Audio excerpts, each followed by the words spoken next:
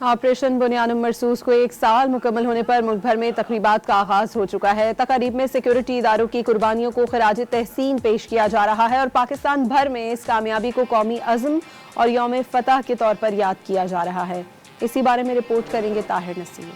مارکہ حق کی کامیابی کے موقع پر افواج پاکستان کو خراج تحسین پیش کرنے کے لیے مختلف تقریبات میں عوام کا جوش و جذبہ قابل دید ہے۔ پوری دنیا میں پاکستان کی عسکری طاقت اور فتح کو تسلیم کر رہی ہے۔ صدر آل پاکستان انجمن تاجران کا کہنا ہے پاک فوج نے آپریشن بنیان المرصوص میں بھارت کو ان کی اوقات دکھا دی۔ پاکستانی قوم کو اس دن سے اتنی خوشی ہے اس بات کی کہ ہم نے ہندوستان سے بدلہ بھی لے لیا، جو 71 کی بات کرتے تھے، اور ان کو وہیں پہ وہ ان کو اٹھنے ہی نہیں دیا۔ ایک ہوتا ہے نا کہ وہ اپنے آپ کو کہتا ہے میں بہت بڑا ملک ہوں، میرے پاس بڑی فوج ہے، میرے پاس بڑے جہاز ہیں، ہم نے ان کو اٹھنے ہی نہیں دیا۔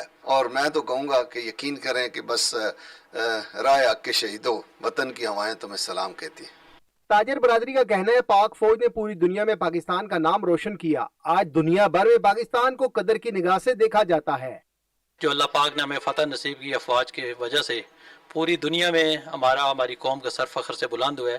آج ہم کہیں بھی پوری دنیا میں ٹریول کرتے ہیں تو پاکستانی ایک فخر سے کہہ سکتے ہیں کہ میرا اس ملک سے تعلق ہے۔ تاجر برادری کا کہنا ہے آئندہ اگر مودی سرکار نے کوئی غلطی کی تو پھر 8 نہیں بلکہ کئی جہاز زمین بوس ہوں گے۔ پاکستانی عوام اپنی فوج کے ساتھ شانہ بشانہ کھڑی ہے۔ کیمرامین کاشف عباسی کے ساتھ طاہر نصیر، ڈان نیوز، اسلام آباد۔